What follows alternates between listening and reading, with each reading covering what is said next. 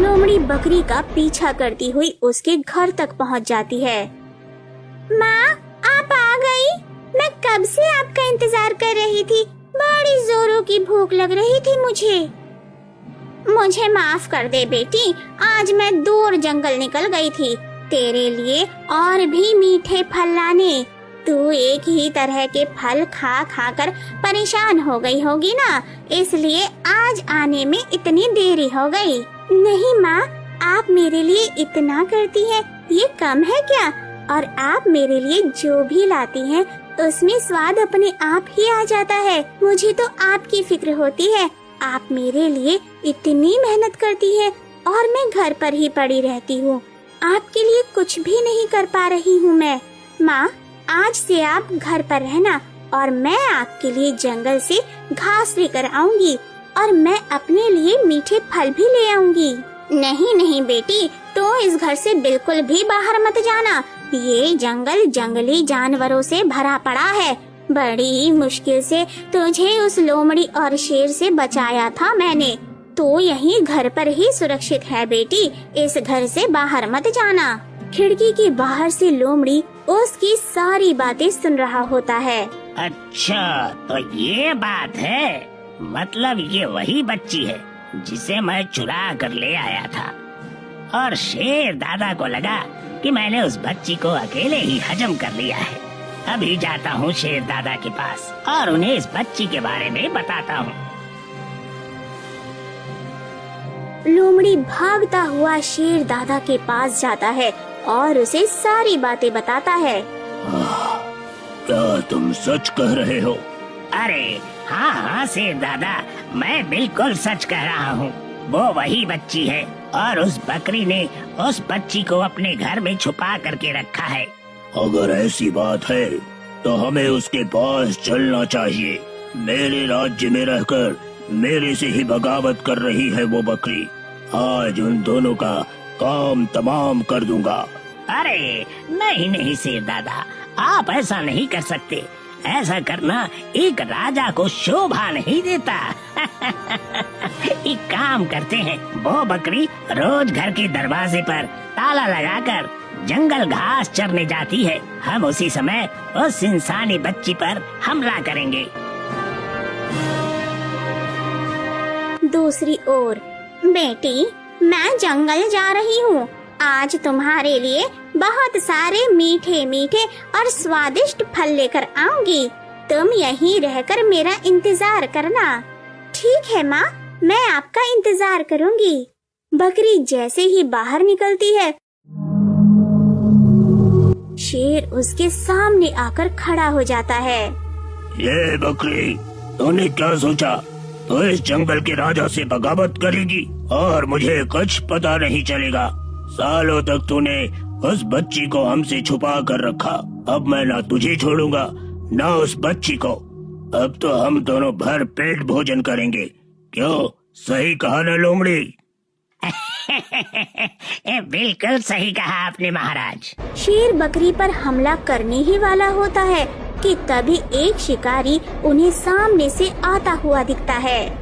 अरे लोमड़ी, वो देखो, एक शिकारी हमारी तरफ बढ़ा आ रहा है। अगर हम जल्दी यहाँ से नहीं भागे तो वो हमारा शिकार कर लेगा। चलो भागो यहाँ से, इस बकरी को तो मैं बाद में देखूंगा। शेर और लोमड़ी शिकारी को देखकर वहाँ से भाग जाते हैं। आपका बहुत बहुत धन्यवाद। आज आपकी वजह से मेरी जान बच गई, वरना वो शेर और लोमड़ी तो आज मुझे खा ही जाते और ना जाने फिर मेरी बच्ची का क्या होता। उसका तो मेरे अलावा इस दुनिया में कोई है भी या नहीं, मुझे ये भी नहीं पता। और तुम ये कैसी बातें कर रही हो बकरी? भला तुम्हारी बच्ची के लिए किसी का होना क्यों जरूरी होगा? तुम खुद ही तो काफी हो उसके लिए। नहीं नहीं, दरअसल मेरे साथ एक इंसानी बच्ची भी रहती है, मैं उसी की बात कर रही हूँ। इंसानी बकरी? बकरी उस शिकारी को सारी बातें बताती है। क्या? एक काम करो, तुम मुझे अपने साथ अपने घर ले चलो, उस बच्ची को देखना चाहता हूँ। बकरी उस शिकारी को अपने साथ लेकर जाती है। आपका बहुत बहुत शुक्रिया। आज आपने मेरी माँ की जान बचाई। आपका ये एहसान मैं जिंदगी भर नहीं भूलूंगी। और कोई बात नहीं बेटी, मुझे तो विश्वास ही नहीं हो रहा है बकरी, तुमने इस बच्ची को इतने सालों तक पालकर इतना बड़ा किया। तुम सचमुच बहुत अच्छी हो। चलो अब मैं चलता हूँ। शिकारी चला जाता है। माँ, अब बहुत हुआ। मैंने कितनी बार आपसे बोला, अब मैं छोटी नहीं हूँ, मैं बड़ी हो चुकी हूँ। मैं अपना ख्याल खुद से रख सकती हूँ। आप मुझे कब तक बाहर जाने नहीं देंगी? कभी न कभी तो मैं भी बाहर निकलूंगी ना। पर यहाँ जो जानवर तुझे उठा कर लाए थे वो अभी भी तेरा इंतजार कर रहे हैं बेटी। मैं तुझे कैसे समझाऊं? एक काम करते हैं, इस जंगल से हम कहीं दूर चले जाते हैं, फिर वो जानवर मुझे पहचान भी नहीं पाएंगे। ठीक है बेटी, तुझे जैसा ठीक लगे।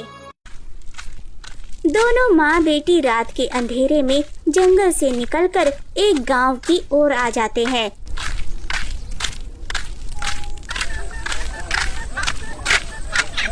जहाँ वो एक छोटी सी झोपड़ी बनाकर रहने लगते हैं। सुबह होती है। माँ, अब तुम यहीं आराम करो। अब से मैं तुम्हारे लिए हरी हरी घास लाऊंगी। पर बेटी, ये जगह तुम्हारे लिए अनजान है। यहाँ तुम अभी किसी को नहीं जानती। पर माँ, यहाँ सारे मेरी ही तरह इंसान रहते हैं। अब हमें उन जंगली जानवरों से कोई खतरा नहीं है। आप फिक्र मत करिए।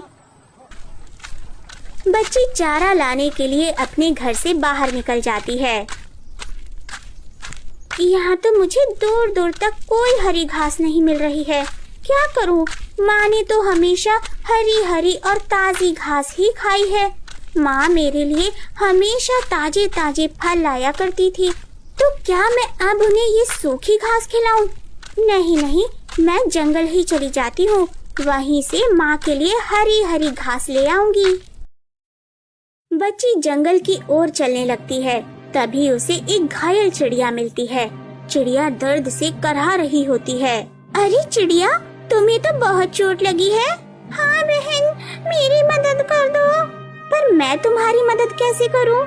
इसी रास्ते पर तुम सीधी चलती जाओ। वहाँ एक बहुत बड़ा तालाब है। उस तालाब के किनारे एक पेड़ पर जड़ी बूटी लगी हुई है। तुम उस जड़ी बूटी को लाकर मुझे दे दो। उसी के लेप से ठीक हो जाऊंगी।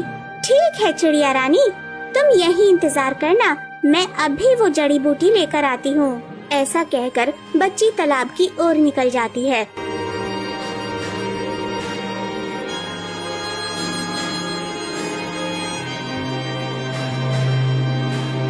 और